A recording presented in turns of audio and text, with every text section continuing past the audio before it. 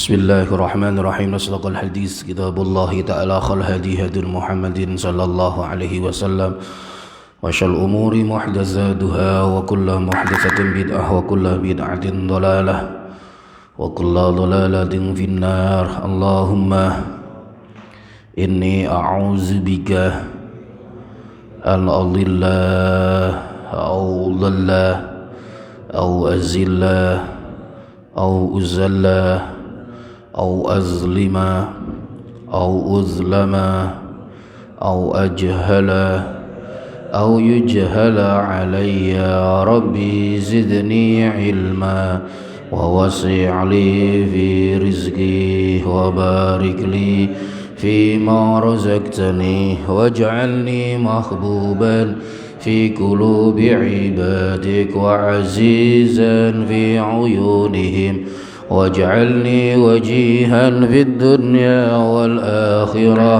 ومن المقربين. يا كثير النوال يا حسن الفعال يا قائما بلا زوال يا مبدئا بلا مثال، ولك المنة ولك الشرف على كل حال. اللهم اقسم لنا من خشيتك ما تحول به بيننا وبين معاصيك، ومن طاعتك ما تبلغنا به جنتك، تهون به علينا مصائب الدنيا، ومتعنا بأسماعنا وأبصارنا وقوتنا ما أحييتنا، واجعله الوارث منا. ربنا أتمم لنا نورنا واغفر لنا شيء قدير. وصلى الله على سيدنا محمد والحمد لله رب العالمين. بسم الله الرحمن الرحيم. قال المصنف رحمه الله تعالى ونفعنا به وبعلومه وأمد علينا وتلاميذنا من بركاته في الدارين آمين. Bismillahirrahmanirrahim. Faslun utawi iki kono fasal suwiji fi ahkamil bughati kang tetep ing dalam nerangaken pira-pira hukume bughat. Hukumnya bughat, baghit bughat, wong kang mampang pemerintah, orang yang menentang pemerintah. Jadi bagaimana ketika ada oposisi dalam sebuah pemerintahan? Jadi Islam itu adalah nizamul hayah. Islam itu adalah aturan kehidupan, bagaimana orang hidup dan bagaimana orang itu menjalani kehidupan. Nah, Quran ini adalah undang-undang kita. Bagaimana di Al-Quran itu sudah dijelaskan sebagai orang Islam, bagaimana cara orang itu hidup, bagaimana dia itu hidup, konsekuensinya orang hidup itu apa, dan nanti tujuan hidup itu apa, dan dia nanti menuju kemana. Itu diajarkan semuanya dalam Islam. Maka Islam bukan hanya sebuah teori yang hanya melulu nanti membahas ibadah mahdhah, bagaimana orang sholat, bagaimana orang puasa, bukan itu. Tapi semua gerak-gerik manusia itu sudah diatur sama Islam. Jadi sampai ada seorang Yahudi mengatakan pada seorang sahabat, allamakum nabiyukum kulla syai'in hatta fil khiraah, kata beliau. Jadi nabimu itu hebat, nabimu telah mengajarkan kamu segala sesuatu hatta fil khiraah, sampai kamu mau aja diajari oleh sama nabimu itu. Jadi allamakum nabiyukum hatta fil khiraah, sampai kamu mau aja diajari bagaimana adab orang. Nanti kalau masuk WC pakai kaki kiri dulu, kalau keluar pakai kaki kanan dulu, bagaimana nanti baca doa dulu, bagaimana ketika posisi duduk itu, bagaimana ketika orang buang air, bagaimana ketika orang itu kencing. Untuk masalah perkencingan aja itu diatur, masalah makan itu diatur, apalagi masalah sebuah negara. Jadi sistem. Terlepas kita ini harus tahu kita ini ada di mana. Indonesia sistem seperti ini. Kita hidup di Indonesia ya sudah oke. Kita pakai sistem yang ada di Indonesia. Tapi kita sudah diajarkan oleh Allah Subhanahu wa taala bagaimana ketika nanti dalam mengelola sebuah pemerintah, sebuah negara. Ketika ada bugot, orang-orang yang orang itu menantang pemerintahan, tidak mau ikut pada pemerintah yang sah. Jadi dia keluar membuat mungkin sebuah kelompok sendiri yang dia itu tidak mau untuk ikut peraturan-peraturan yang ada pada sebuah negara itu. Maka bagaimana itu ya dilihat dulu. Ketika itu ya dilihat dulu. Ketika ada seperti itu, bagaimana seorang kepala negara? Ketika ada sekelompok orang seperti itu, oposisi. Maaf, dalam sebuah negara itu dibutuhkan oposisi itu. Jadi orang yang dia itu berhadapan-hadapan dengan negara. Jadi oposisi itu wajib ada. Kalau tidak ada, maka semua keputusan dari kepala negara dan apa yang ada di bawahnya, entah benar entah salah, pasti akan oke. Karena tidak ada yang kritik, semuanya ikut. Tapi ketika masih ada oposisi, maka oposisi nanti yang akan mengkritik kebijakan-kebijakan dari sebuah negara, apakah yang dikeluarkan oleh kebijakan kepala negara ataupun yang ada di bawahnya atau aparatur pemerintah. Dia berani untuk mengkritik. Nah, sebetulnya kritik itu adalah sesuatu yang indah kalau memang niatnya membangun. Tapi kritik jadi jelek ketika niatnya dia adalah membuli, mendiskreditkan atau malah menjelek-jelekan. Maka ya sudah benar. Jangan sampai semua nanti partai yang ada di sebuah negara itu dibawa ke tiap pemerintah. Karena nanti kalau sudah seperti itu, apapun keputusan, kebijakan dari pemerintah mulai atas sampai bawah, salah ataukah benar, maka dia akan membenarkan. Karena dia berada pada sebuah komunitas yang bersama-sama dengan apa yang dibuat oleh kepala negara. Sama ini.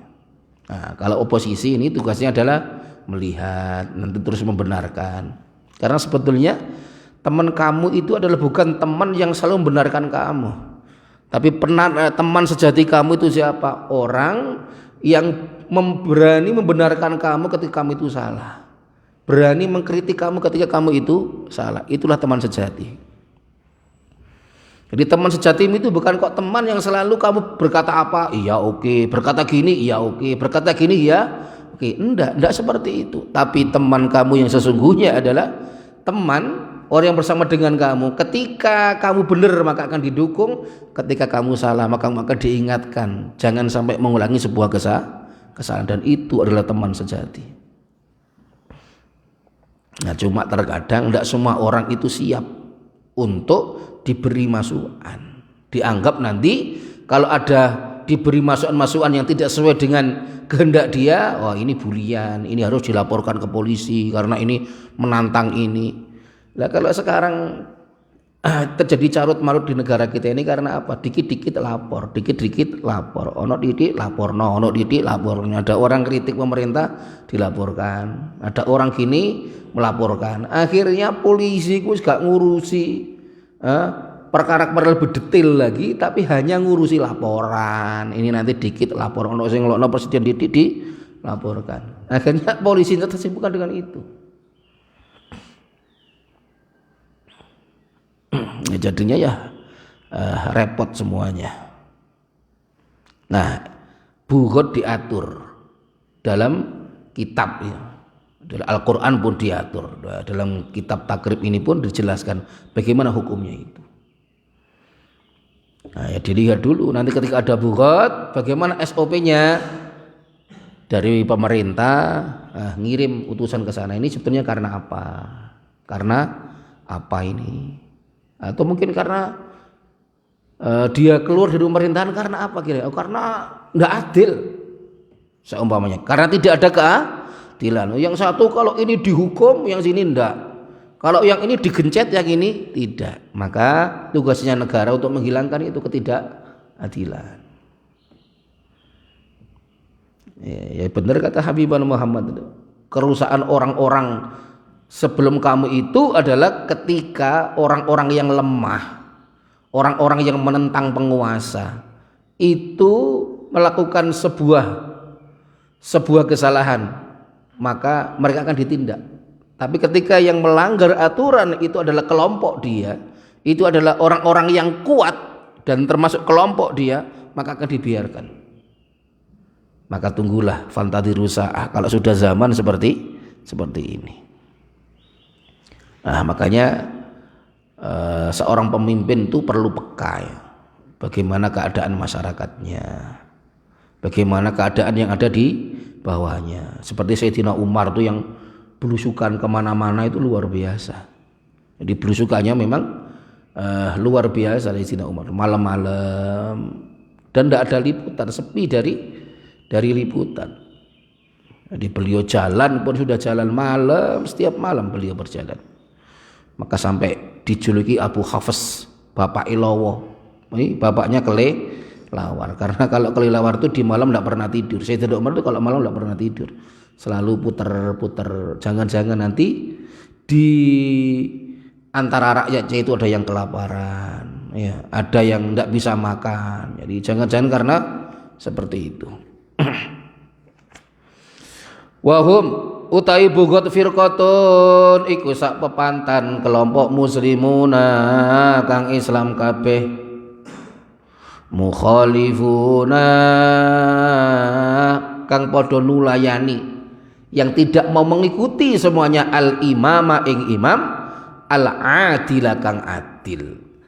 Kelompok orang Islam yang tidak mau ikut pada pemerintahan yang sah karena mereka punya istihad sendiri bahwa pemerintahan ini sudah melakukan sesuatu kesalahan. Berarti apa? Bugot itu sama-sama orang Islam. Jadi ini sama-sama orang Islam. Jadi yang kita bahas ini adalah ketika ada orang yang tidak mau ikut dengan pemerintah yang adil, yang sah, itu adalah kelompok-kelompok orang Islam itu sendiri. Adapun kalau seperti di negara kita ini kan ada separatis, kan sudah jelas sebetulnya. Ada seperti di Papua itu kan sudah separatis jelas. Jadi jelas mereka itu adalah orang yang nantang sebuah negara. Nah, mestinya yang seperti itu harus dihancurkan dulu. Tentu bahwa tindakan dengan senjata itu adalah alternatif terakhir. Jadi tindakan dengan senjata itu adalah alternatif terakhir. Tentu dengan adanya dialog, mediasi dan lain sebagainya. Harus ada seperti itu. Ya memang tanah Papua ini tanah yang luar biasa suburnya ya. Cuma secara SDM mereka sangat kurang gitu aja. Makanya ya banyak orang Jawa yang di sana, orang mana di sana ke Papua, di rata-rata yang sukses. Ya karena memang orangnya rajin bekerja. Nah, terlepas ada di sana itu memang orang-orang yang agak malas bekerja. Jadi kalau dilihat bagaimana dana yang digelontorkan oleh pemerintah begitu banyak, sangat banyak. Nah cuma tinggal SDM-nya itu bagaimana, dan apakah ada orang yang korupsi atau enggak, lah itu yang perlu dilihat. Jadi agar bagaimanapun mereka itu adalah saudara kita, saudara dalam satu wilayah teritorial Indonesia. Nah kalau yang kita bahas ini adalah ada pemerintahan Islam yang sah, kemudian ada orang itu tidak mau ikut ke sini, sama-sama orang Islamnya. Wa mufradul bughati utawi mufrati bughat iku baghin, iku lafadz baghin minal bagzi, saking lafadz bagzi. Wa huwa utai bagzi iku az-zulmu, iku lafadz zulmu, zalim, kezaliman. Wa yuqatalu lan den perangi bi fathima kelawan mathai huruf dengan memfathah huruf qabla akhirih kang tetep ing dalam sedurunge akhire ya si yuko talu den perangi sapa ahlul bagzi, sapa wong kang mampang tadi itu, yang tidak mau ikut pada pemerintahan yang sah tadi itu. Ayyuka talu tegese merangi hum ing ahlul baghi sapa al imamu imam, mereka boleh diperangi bisalasi syaraita kelawan telu pira-pira syarat. Jadi mereka itu baru boleh diperangi dengan 3 syarat. Ayyakunu suci yen to ana sapa ya si ahlul baghi iku fi man'atin ing dalam kemampangan. Satu, mereka tetap kekeh dalam ketidakmauan. Maksudnya tidak mau untuk ikut pemerintahan yang sah. Bi ayyakuna gambar yen to ana seperti ada iku lahum ketuwi alul bagzi apa syaukatun apa kekuatan, mereka punya kekuatan. Bi kuwatin kelawan kekuatan wa adadin lan wilangan, mereka punya bilangan yang banyak. Jadi bukan cuma mereka itu punya kekuatan, tapi mereka punya pasukan-pasukan yang militan yang mendukung ide-ide mereka. Nah, seperti di Papua itu kan banyak, bagaimana tentara-tentara ada yang ditembak dan lain sebagainya. Nah, itu kan banyak juga. Nah, mereka punya kekuatan dan mereka punya orang-orang yang sepahaman dengan dia. Ya memang bahayanya itu kalau mereka itu ketika tidak paham dengan realita yang ada, orang yang ada di kampung-kampung kemudian dihasut untuk memerangi pemerintah yang sah itu. Wa bimutain lan kelawan onone wong kang den taati, adanya orang yang ditaati fihim ing dalem alul bagi. Jadi ada satu komando orang yang ditaati. Wa illam yakun lan senajan ora ana meskipun tidak ada sapa al muta'u wong kang den taati iku imaman iku pemimpin, meskipun mereka bukan pemimpin, mungkin kepala suku. Ya mungkin kepala suku, atau mungkin orang yang paling cakap, pintar ngomongnya, akhirnya mereka menjadi seakan-akan pemimpin mereka, padahal mereka bukan pemimpin. Mansuban kang den tekaki, yang telah ditunjuk atau didirikan. Bihaitsu yahtaju sekiranya butuh sapa al imamu imam al adilu kang adil fi raddihim ing dalam balikake alul baghi, dalam mengembalikan mereka litaatihi maring taat imam al adil ila kulfatin maring kangelan, sekiranya dibutuhkan usaha yang keras untuk mengembalikan orang-orang itu pada pemerintahan yang sah. Mimbadli malin bayane ngeweyake atau ngetokake bondo, jadi dari mengeluarkan uang, watah sili rijalin lan ngasilake pira-pira wong lanang, dan harus memobilisir beberapa atau banyak laki-laki. Fa in kanu mongko lamun ana sapa ahlul bagzi, bila ada mereka itu afrod dan iku ijen-ijen, itu sendiri-sendiri. Yashulu kang gampang, yang sangat mudah apa dhabtuhu, apa mengalahkan yosi ahlul bagzi, falaisu mongko ora ana sapa ahlul bagzi, maka tidak ada sapa ahlul bagzi itu buhotan, itu namanya buhotan iku buhot, maka mereka tidak dinamakan buhot. Jadi kalau mereka ini cuma sendiri-sendiri, jadi banyak, cuma ini sendiri, ini sendiri, ini sendiri. Jadi kalau mereka sendiri-sendiri, yang mereka bukan dinamakan buhot, sangat mudah untuk menangkap mereka. Jadi sangat mudah untuk menangkap mereka. Maka mereka bukan dinamakan buat orang yang menentang sebuah pemerintahan yang sah. Ya tentu pemerintah banyak opsi dan sudah dipikirkan opsi mana yang terbaik. Ya, seperti di negara kita ini, mengapa separatis Papua itu tidak langsung ditumpas? Mengapa? Ya mungkin mereka juga punya kalkulasi sendiri ya, punya kalkulasi. Karena di sana ada Freeport, di sana ada ini dan itu, yang tentu akan banyak kepentingan. Ya wallahu a'lam. Tapi secara kalau kita ini orang yang bodoh memandangnya, kalau sudah ada separatis seperti itu, ya itu ada dihancurkan kan, biar tidak jadi penyakit kan gitu. Kalau itu tetap dibiarkan, ya nanti pasti akan ada penyakit. Apalagi pemimpin mereka sudah di luar negeri, yang itu bisa memprovokasi PBB juga untuk nanti mengembargo Indonesia. Nah, ini apa yang kita lihat dari kacamata orang yang bodoh. Nah, cuma kalau dalam sebuah pemerintahan Islam, maka ketika sudah ada seperti itu, ya sudah, mereka boleh diperangi.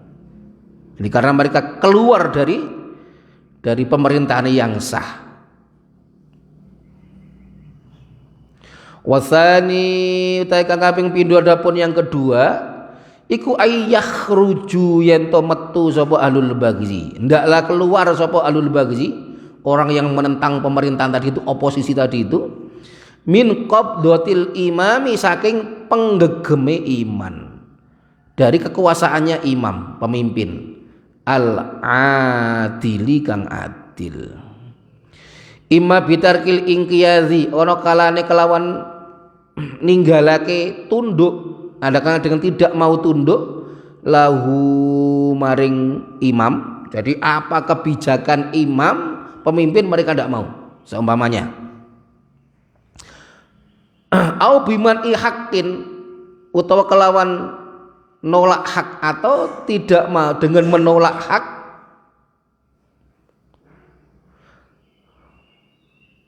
tuwud jaha kang den adepake, tuwud jaha kang den adepake, yang dihadapkan apa ya si hak, alaihim ing atase ahlul bagzi. Atau ada kalian mereka tidak tunduk, itu satu, mereka memang tidak mau ikut untuk tunduk pada imam. Yang kedua, tidak sampai kadernya seperti itu, tapi mereka ketika negara atau imam itu membuat sebuah kebijakan, maka mereka tidak mau untuk mengikuti kebijakan itu, dan mereka menantang. Sawaung kana padha uga ana, sama juga ada apa al haqqu, hak iku malian, iku bondo itu ada hubungannya dengan harta, au ghairahu utawa liyane malian, entah itu harta atau yang lainnya. Kahadin kaya had wa qisasin lan qisas. Apakah pernah ada dalam sejarah khalifah mulai zaman Rasulullah sampai di zaman Khulafaur Rasyidin ada? Antum masih ingat bagaimana ketika Habibana Muhammad itu kapundhut, meninggal, maka banyak orang-orang itu yang murtad. Nah, ketika di zaman Sayyidina Abu Bakar, beliau punya sebuah ijtihad tentang wajibnya orang membayar zakat. Di zaman Rasulullah sudah ada, cuma di zaman Rasulullah tidak diperangi.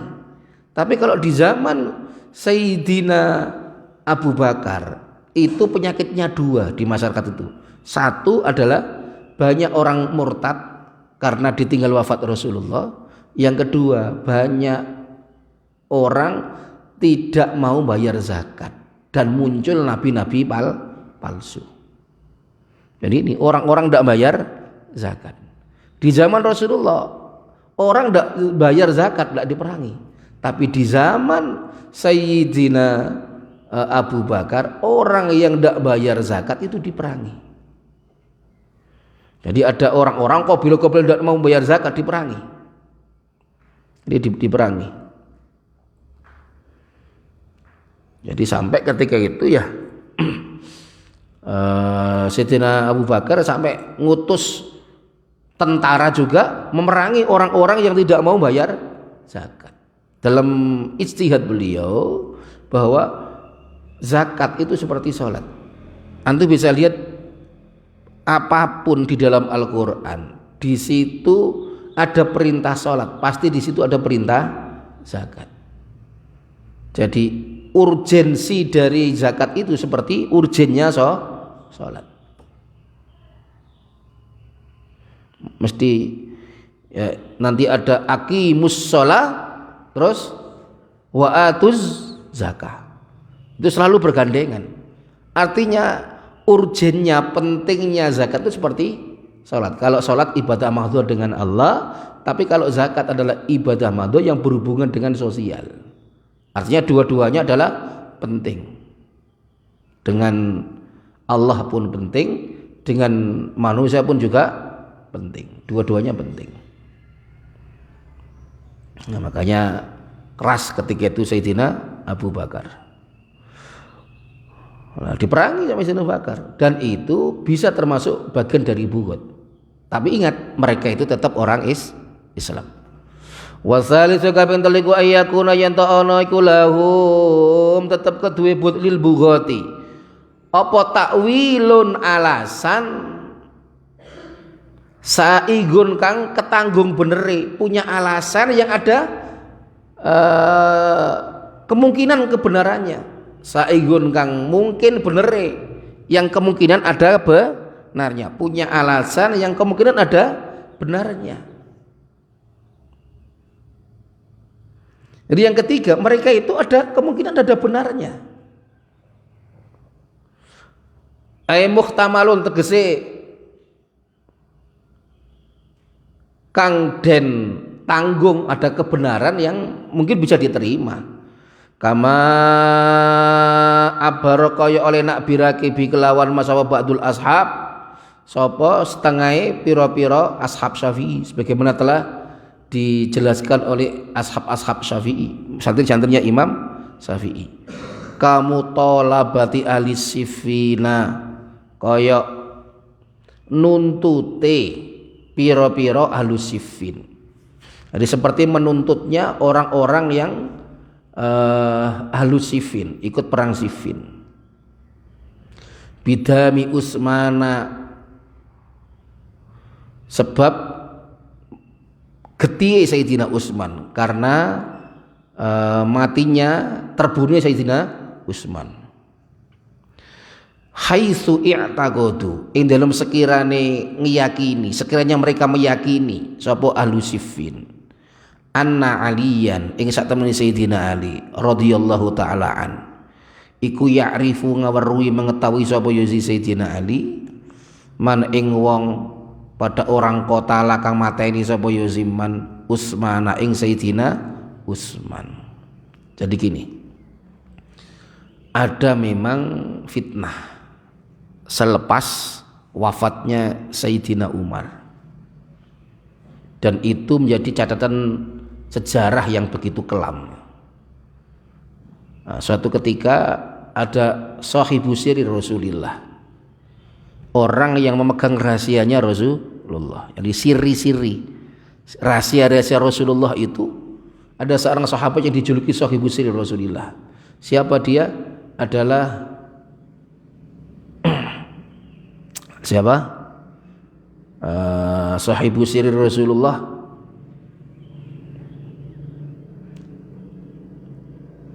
Ini ada seorang sahabat, Hudzaifah ibnul Yaman. Hudzaifah ibnul Yaman. Allahumma shalli ala sayyidina Muhammad. Jadi Hudzaifah ibnul Yaman. Hudzaifah ibnul Yaman ini adalah orang yang memegang siri Rasulullah sallallahu alaihi wasallam. Suatu ketika Hudzaifah itu bertemu dengan Ibnu Umar, Abdullah bin Umar. Dan ketika bertemu dengan Abdullah bin Umar, maka Hudzaifah berkata sama Ibnu Umar, "Anta ibnu kufli jahannam. Anta ibnu kufli jahannam." Kamu ini wahai Abdullah bin Umar adalah pemegang gemboknya.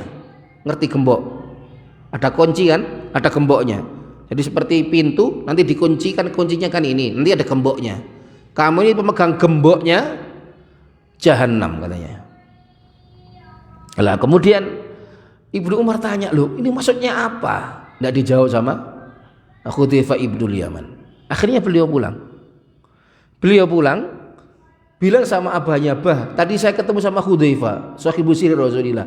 Beliau berkata, anta ibnu kufli jahannam. Jangan-jangan kita masuk neraka jahannam, katanya. Akhirnya Ibnu Umar dan Sayyidina Umar penasaran. Akhirnya Sayyidina Umar menuju dan sowan kepada Hudzaifah ibnul Yaman. Wahai Hudzaifah, anak saya tadi cerita seperti ini benar apa enggak? Jangan-jangan saya masuk neraka. Masa Rasulullah pernah bilang saya masuk neraka, katanya. Oh enggak, wahai Sayyidina Umar. Maksudnya kamu adalah gemboknya, pemegang gemboknya Jahannam itu adalah fitnah. Terus gembok itu adalah yang bisa menahan fitnah itu. Selama kamu itu hidup, maka fitnah di antara orang Islam belum begitu besar. Tapi nanti kalau kamu sudah mati, maka mulailah akan ada fitnah yang besar yang muncul di antara orang Islam itu sendiri. Dan sejarah mencatat bagaimana ketika Sayyidina Umar itu wafat karena dibunuh oleh siapa? Abu Lu'lu' al-Majusi. Maka setelah itu banyak orang pro dan kontra. Muncul Khawarij. Kemudian di zaman Sayyidina Utsman terbunuh lagi. Akhirnya orang-orang itu yang merasa bahwa Sayyidina Utsman ini menantunya Rasulullah yang dijuluki Dzunurain, orang yang punya dua cahaya karena beliau menikahi dua putri Habibana Muhammad sallallahu alaihi wasallam, sampai terbunuh di dalam rumahnya ketika baca Al-Qur'an. Wal yatalataf itu makanya wal yatalataf itu kan merah. Nah ketika itu beliau baca sampai wal yatalataf dan darahnya muncrat ke Quran itu. Makanya dikasih merah-merah itu karena itu. Sudah. Nah, akhirnya apa? Masyarakat terbelah. Ada orang yang ketika itu melihat bahwa gimana ini Imam Ali kok tidak tegas ya? Padahal Sayyidina Ali tahu siapa yang membunuh Sayyidina Utsman. Maunya apa? Yang bunuh Sayyidina Utsman wis patenono wis mari. Nah, mereka cepat nanti bunuh. Tapi Sayyidina Ali punya pertimbangan sendiri. Akhirnya apa? Mereka Sayyidina Ali tidak mau untuk langsung membumi hanguskan orang-orang ini karena ya pertimbangannya sama-sama orang Islam kan. Orang Siffin juga orang Islam. Nah, makanya orang-orang Siffin ini akhirnya keluar dari pemerintahan Sayyidina Ali. Akhirnya kan terjadi perang Siffin. Nah, belum lagi nanti Sayyidina Muawiyah. Ada Muawiyah. Sampai nanti terus sampai anaknya bagaimana Sayyidina Husain yang dipenggal di Karbala oleh Yazid. Nah itu terusannya. Nah cuma maaf ketika ada terjadi seperti itu kita tidak usah komen siapa yang benar siapa yang salah. Kita komentar bahwa mereka semua adalah benar dengan ijtihad mereka masing-masing. Makanya dikatakan wa ma jara bainas sahabati naskutu anhu wa ajrul jihadi nusbitu.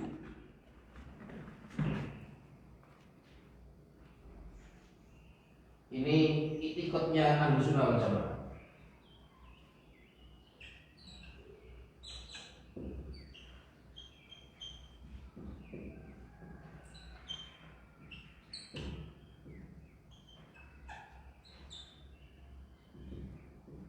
Naskutu anhu wa ajrul jihadi nusbitu.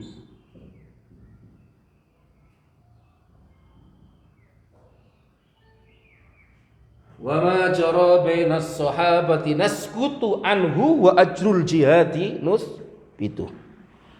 Nah, ini iktikadnya Ahlussunnah wal Jamaah.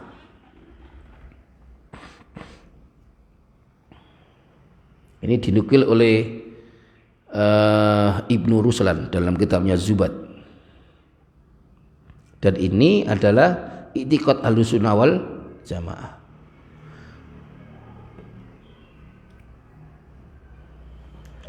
Dibaca wama bainas sahabati naskutu anhu wa ajrul jihadi nusbitu.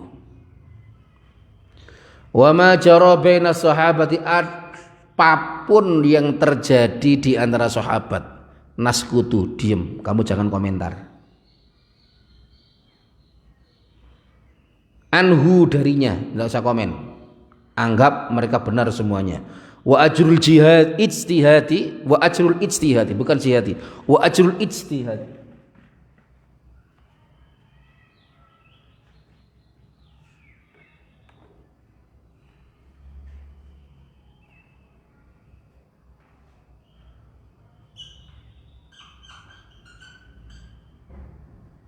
Pahalanya ijtihad.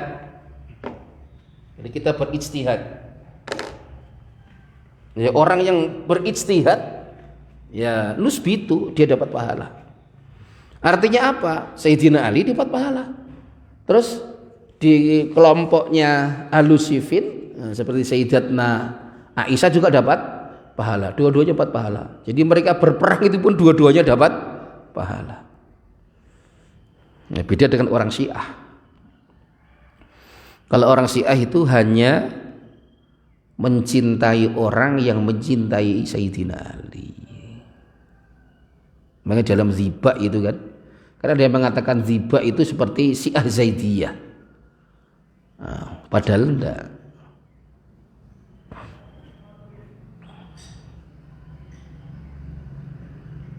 Jadi padahal ya tidak seperti itu ya. Buktinya ya wa ala alihi wa sahbihi ajmain. Jadi pada alihi, keluarganya, wa sahbihi, sahabatnya ajmain. Kalau sudah ada kata-kata wa sahbihi ajmain, mesti bukan orang Syiah. Mengapa? Karena orang Syiah itu ada senang tidak senang sama sahabat. Bahkan mereka berani untuk mengkafir-kafirkan sahabat yang dalam ijtihad mereka telah mendiskreditkan Sayyidina Ali. Yang dalam pandangan mereka telah merampas khalifah dari Sayyidina Ali. Dalam pandangan mereka, orang yang berhak menjadi khalifah itu hanya Ali. Jadi Sayyidina Abu Bakar, Umar ini adalah orang yang merampok kekhalifahan dari tangan Sayyidina Ali. Maka mereka begitu benci kepada dua orang ini. Apalagi pada Sayyidatna Aisyah. Logikanya, Sayyidatna Aisyah itu istri yang paling dicintai oleh Rasulullah setelah Sayyidatna Khadijah Al-Kubra. Mana mungkin orang aku cinta sama Rasulullah tapi dia membenci orang yang dicinta oleh Rasulullah? Tidak masuk akal. Maka ya Syiah itu bukan Islam. Ya, karena dia sudah punya model syahadat sendiri, azannya sendiri, sholatnya sendiri, hanya mengaku-ngaku Islam. Maka ketika ada seperti itu ya harus tegas pemerintah itu. Bagaimana ini? Ini sudah jelas ini adalah firqah yang bukan termasuk Islam tapi mengatasnamakan Islam. Ini justru nanti orang mendiskreditkan Islam itu sendiri. Lah beda dengan para sahabat itu. Bagaimana sahabat sampai saling bunuh? Wa ma jarra baina sahabatinas kutu anhu wa ajrul jihadinus itu. Lah, secara kazana fikih bagaimana? Kazana fikih memang ketika ada orang membunuh maka harus dibunuh. Tapi kan ada pengecualian, kecuali bab sial. Kemarin kan bab sial. Ada orang bermaksud jelek kepadamu, ingin membunuh kamu. Lah, dua orang ini, taruh Alusifin dengan Sayyidina Ali, ini dua-duanya adalah merasa bahwa yang Sayyidina Ali itu merasa bahwa kehormatan khalifah yang benar itu adalah beliau. Sedangkan ini adalah orang-orang yang mau merampas kehormatan, harta, kekuasaan dari pihak Sayyidina Ali, pemerintah yang sah. Sedangkan orang Alusifin mereka pun punya dalil bahwa mereka sepertinya nggak harus seperti itu karena bisa berbuat adil. Maka dua-duanya punya ijtihad yang berbeda. Makanya kata Ibnu Rushd wa ajrul ijtihadi nusbitu. Dua-duanya dapat pahala. Bukan kok dua-duanya finnar, enggak. Nah, ada pun sebuah hadis al-qatilul maqtul finnar, orang yang membunuh dan yang dibunuh di dalam neraka, itu bila tidak ada permasalahan seperti dalam bab ini, atau hanya percekcokan masalah dunia, kemudian dua-duanya itu mau membunuh, maka qatil wal maqtul finnar, yang membunuh dan yang dibunuh dua-duanya masuk neraka. Ada seorang sahabat bertanya, "Ya Rasulullah, kalau orang yang membunuh maklum, bagaimana dengan orang yang terbunuh kok? Dia kok juga masuk neraka?" Iya, karena dia kalah kesempatan. Dia pun juga berniat membunuh, tapi dia keduluan dibunuh. Maka harus tahu, belajar agama itu harus luas pemikirannya, biar kita nanti tidak mudah menyalahkan orang yang terkadang itu adalah masih bisa dimasukkan dalam koridor Islam Ahlussunnah wal Jamaah. Maka di sini takwilun sa'ir muhtamalun kama abbaru bi ba'dul ashab. Kamu taulabati ahli Siffin seperti tuntutannya orang-orang yang ahli Siffin menuntut Sayyidina Ali, karena dalam pandangan mereka Sayyidina Ali tahu siapa yang membunuh Sayyidina Utsman. Maka perkataan sahibu Rasulillah terbukti ketika Sayyidina Umar terbunuh, maka kuflu jahannam terbuka, fitnah muncul di mana-mana. Sudah muncul.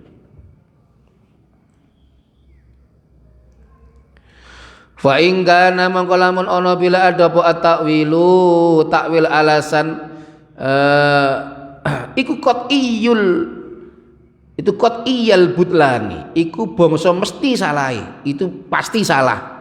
Lam yu'tabar, mangko ora den wilang, ndak dianggap apa ya si takwil. Bal sahibu balik utawi wong kang anduweni takwil, orang yang berpendapat takwil itu iku mu'anidun, iku aran wong kang nantang, wong kang angas, orang yang melawan negara. Wala yuqatilun, ora kena merangi, ndak boleh memerangi sapa al imamu imam al bughata ing bughat. Ingat, imam tidak boleh buru-buru langsung ngirim pasukan, ndak boleh. Hatta ya ba'atha, sehingga ngutus, sehingga mengirimkan sapa imam ilaihim maring bughat rasulan ing utusan, aminan kang pinercaya yang bisa dipercaya, fatinan kang cerdas. Ndak boleh kok buru-buru, ini ada orang yang ndak mau ikut, ini sudah nantang negara, ini sudah membangkang dari negara, ini langsung kirim pasukan. Ndak bisa seperti itu. Mereka ndak boleh diperangi kecuali satu, harus sudah ada mediasi, mediator yang diutus ke sana untuk memediasi antara dua pihak ini, pihak negara sama bughatnya ini. Nah, syaratnya apa? Aminan, bisa dipercaya. Yang kedua, fatinan, cerdas. Engko aja tukang mediasi malah wonge lupah ora ngerti apa-apa. Yas'alu kang nakoni, menanyakan sapa ya si Rasul, hum ing yang menanyakan hum pada ya si bughat, ma ing barang yakrahuna kang padha sengit, yang ndak senang sapa bughat, hu ing matanya, kira-kira mengapa sampeyan kok sampai seperti ini tuh, mengapa? Nah, karena ndak ada keadilan seumpamanya. Ya emang adil itu mutlak ya, adil itu ya. Keadilan itu mutlak untuk ditegakkan. Jadi jangan sampai nanti orang-orang itu atau rakyat itu merasa bahwa mereka dizalimi oleh penguasa.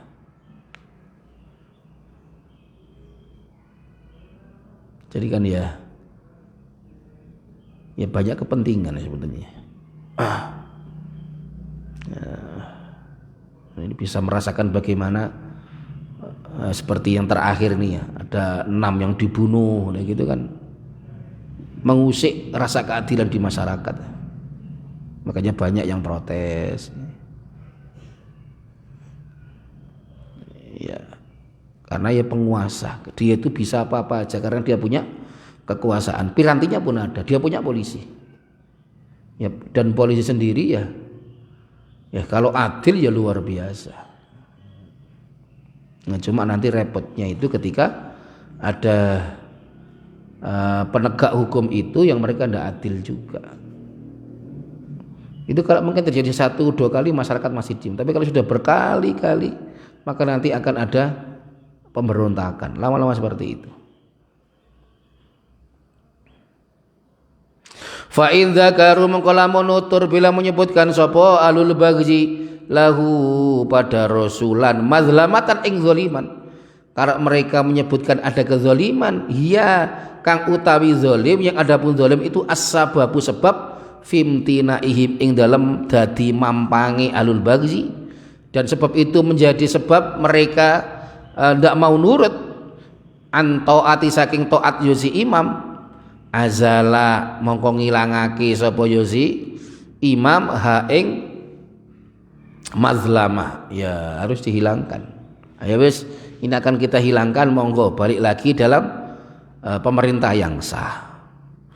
Wa ilam yadhkuru lamun ora nutur bila tidak menyebutkan sapa ya si ahlul baghi sayan ing suwiji-wiji, mereka ditanya diem saja. Au asarru tau menetapi sapa ya si ahlul baghi ba'da izalatil mazlamah, ing dalam sause ilangi madlamah, setelah menghilangkan madlamah alal baghi ing atase berontake pada berontaknya, nasoha mongko nasihati sapa rasul hum alul baghi, ketika permintaan mereka madlamah dihilangkan, ketidakadilan dihilangkan, sekarang sudah dihilangkan semuanya wis sesuai permintaan mereka, tapi mereka tetap kekeh tidak mau kembali pada pemerintahan yang sah. Maka dikasih tahu, ini loh konsekuensi ini. Kalau sampean tetap tidak mau, berarti sampean ini sudah menantang negara. Kalau sampean menantang negara, konsekuensinya kamu akan dihancurkan oleh dan berhadapan dengan negara. Suma a'lama mongko kari-kari ngawai weruh memberitahukan sapa rasul hum ing alul baghi bil qitali kelawan perang, dengan peperangan. Wala yuktalu lan ora kena den pateni dibunuh sapa asiruhum wong kang den boyongi buhot, orang yang ditawannya dari buhot maksudnya. Fa in qatala mongko lamun mateni bila membunuh hum ing asir sapa saksun seseorang adilun kang adil, la kisos mengko ora ana kisos iku maujud lahum ketuwi si saksun fil asakhi idul qaul kang luwih sahih.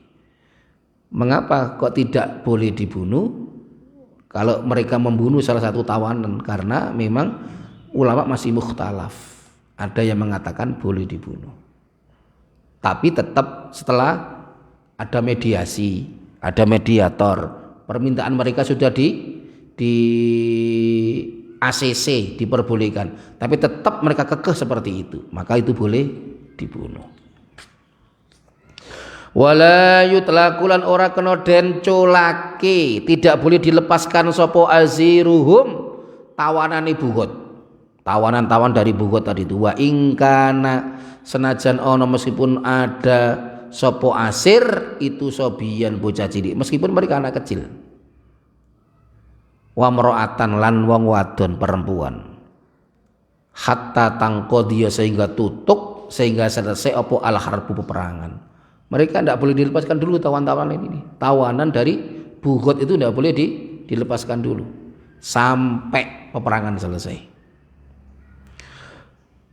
Wa yatafarraqu lan korat karit dan kocar kacir apa jam'uhum kelompok ayosi buhut.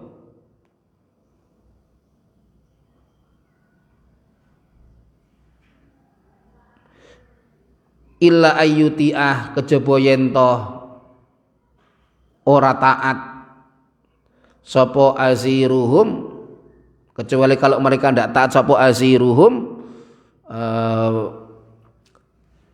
tawanane ya si buhut mukhtaron hale dikon milih, serah disuruh milih bimutabaatihi kelawan anut yosi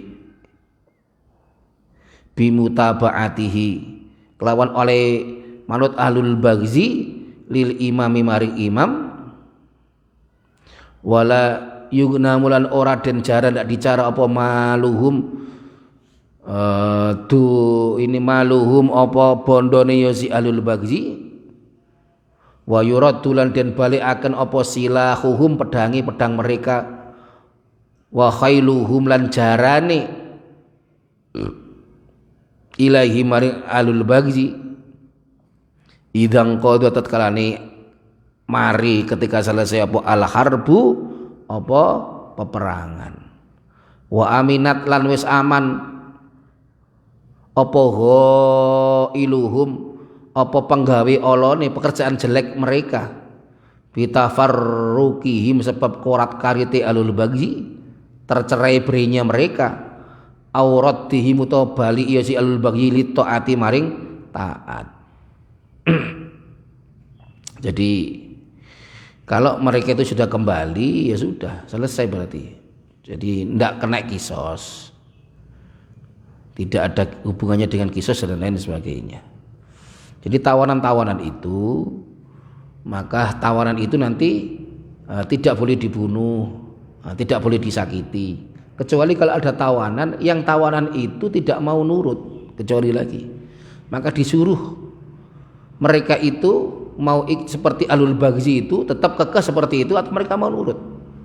Nah nanti kalau mereka nurut konsekuensinya seperti ini, kalau tidak nurut konsekuensinya seperti ini, punya konsekuensi sendiri-sendiri.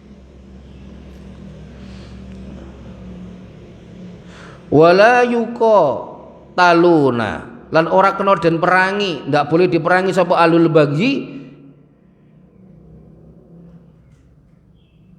biidhomin kelawan alat kang berat, dengan alat yang berat, kanarin koyok geni dengan pakai api, wa manjanikin lan manjanik itu sekarang ya seperti bom.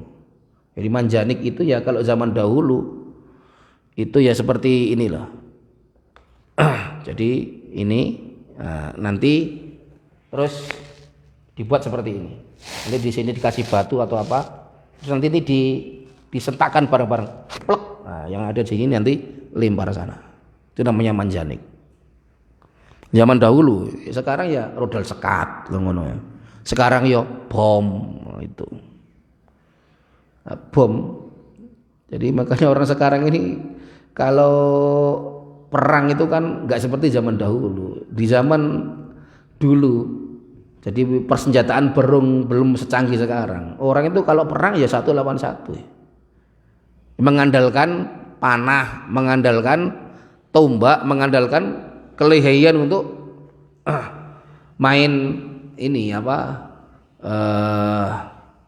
pedang. Sampai Rasulullah punya pedang. Sayyidina Ali itu orang yang ahli pedang. Jadi satu-satu, makanya para sahabat itu kalau di masjid itu pun berlatih untuk perang. Jadi berlatih nanti pakai pedang, tang-teng latihan perang. Nah, orang juga pakai ini, pakai apa? Pakai panah. Nah, panah itu ya lebih dahsyat daripada peluru. Kalau memang panahnya itu sama-sama dari besinya. Nah, kalau kita ini kan panah-panahan kan. Jadi buat yang dari kayu itu kan. Jadi kalau panah asli ya atasnya ini adalah nanti itu ada besinya. Jadi kalau ditembakkan gitu ya dari jarak jauh itu nanti meskipun tameng itu masuk masih ya. Peluru kan gitu, peluru itu kan sifatnya membakar, ditembakkan nanti kan terus bisa melubangi karena panas, maka disebut timah panas kan, timah.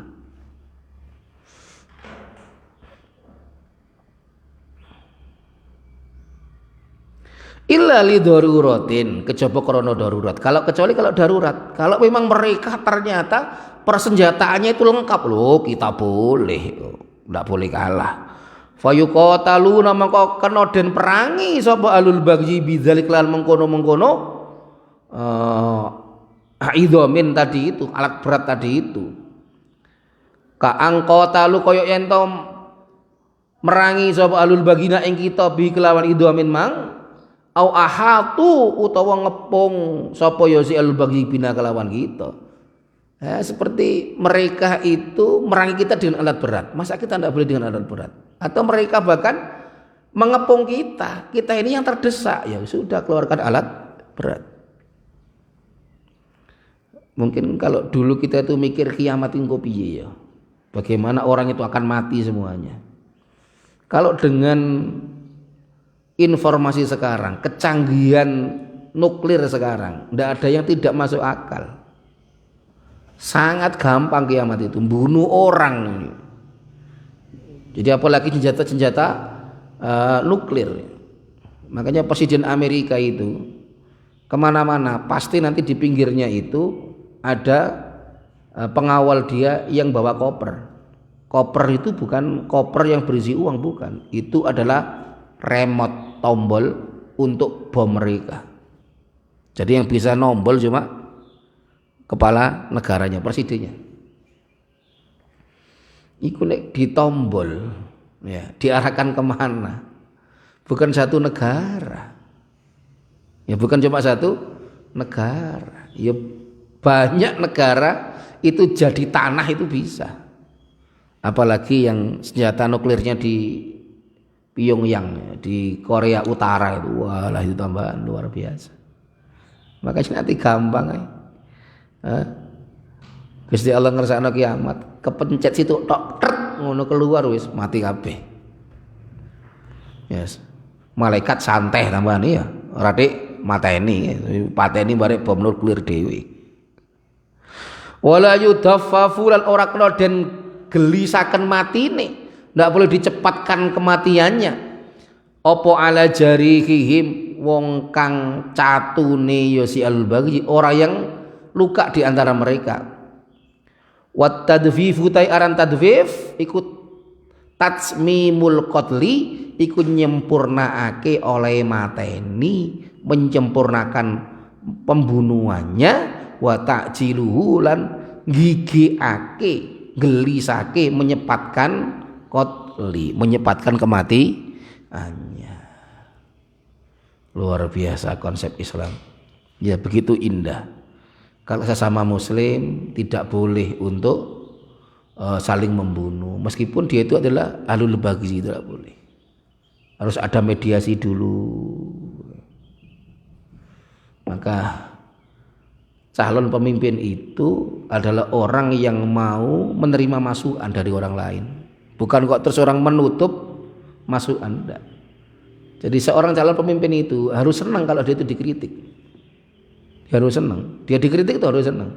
Jadi kalau kamu dikritik orang, kasih masukan orang, kok kamu itu terima, berarti kamu memang seorang calon pemimpin sejati. Tapi orang kok terus dia tidak senang untuk dikritik, berarti dia tidak siap untuk jadi seorang pemimpin, jadi seorang pecundang. Iya dia. Makanya berbahagialah orang yang masih ada orang yang kritik kamu, berarti orang itu cinta sama kamu.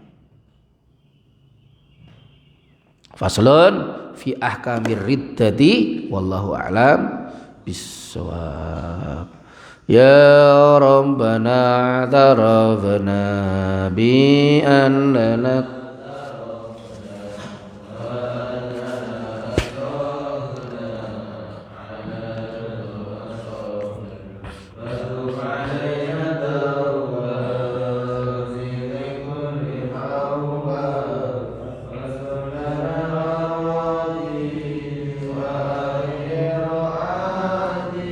wastur lana al-awrati wa aminir ra'ati waghfir li walidina rabbi wa mauludina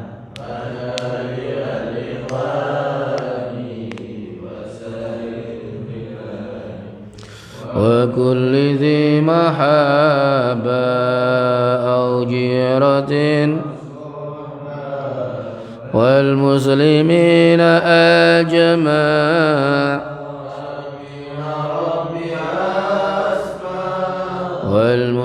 المسلمين أجمع آمين رب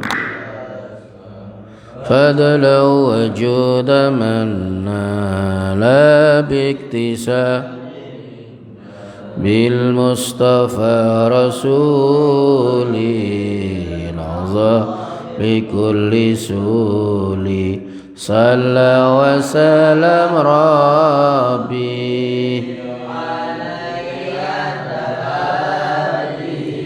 وآله وصحبه تجلس بي والحمد لله في البدء والتناهي سبحانك اللهم وبحمدك أشهد أن لا إله إلا أنت أستغفرك